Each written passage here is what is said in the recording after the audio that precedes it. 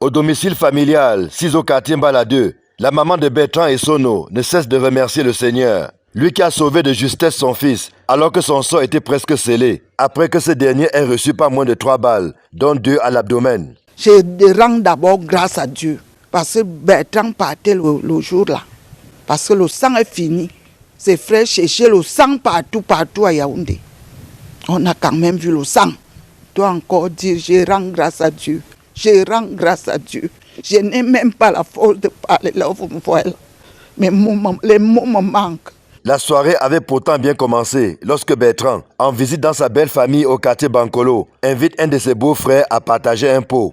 Tout se passe bien jusqu'à ce que non loin d'eux, un homme décide de s'en prendre physiquement à sa compagne. Le ton monte vite entre les deux et Bertrand, qui craint que le pire n'arrive à la jeune dame, par ces temps de multiplication des féminicides, entreprend de lui porter secours, non sans avoir tenté en vain de calmer son compagnon. Il vient donc à côté de Bertrand. Je suis une militaire, tu vas faire quoi? Tu vas faire quoi? Tu vas faire quoi? Bertrand se lève donc parce qu'il a payé un bidon d'eau pour son enfant, pour prendre le bidon d'eau. Voilà encore le gars qui vient là, il vient encore doser Bertrand. Bertrand commence donc à fuir.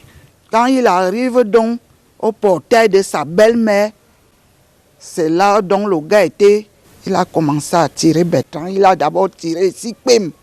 Il a encore tiré 2 balles. Il s'agit du sergent chef du BIR, Bella Gaston, détaché depuis 2018 au peloton de sécurité du président du Conseil constitutionnel.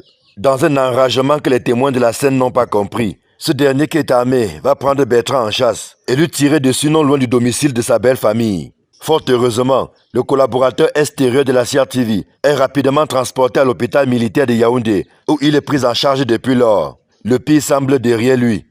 Je rends grâce à Dieu parce qu'il parle déjà un peu. Le docteur dit qu'il doit me forcer pour marcher un peu. Il marche un peu, il marche un peu. Mais depuis là, même l'eau n'a pas encore bu. Bertrand Essono, à qui nous n'avons pas pu avoir accès, paye ainsi le prix de sa détermination et de son courage à porter assistance à une personne en danger, tel que régi par l'article 283 du Code pénal camerounais. Il n'a malheureusement pas mesuré le risque que cette intervention représentait pour lui-même face à un militaire ayant la gâchette facile. Aux dernières nouvelles, ce dernier a été interpellé et la haute hiérarchie militaire s'occupe de son cas.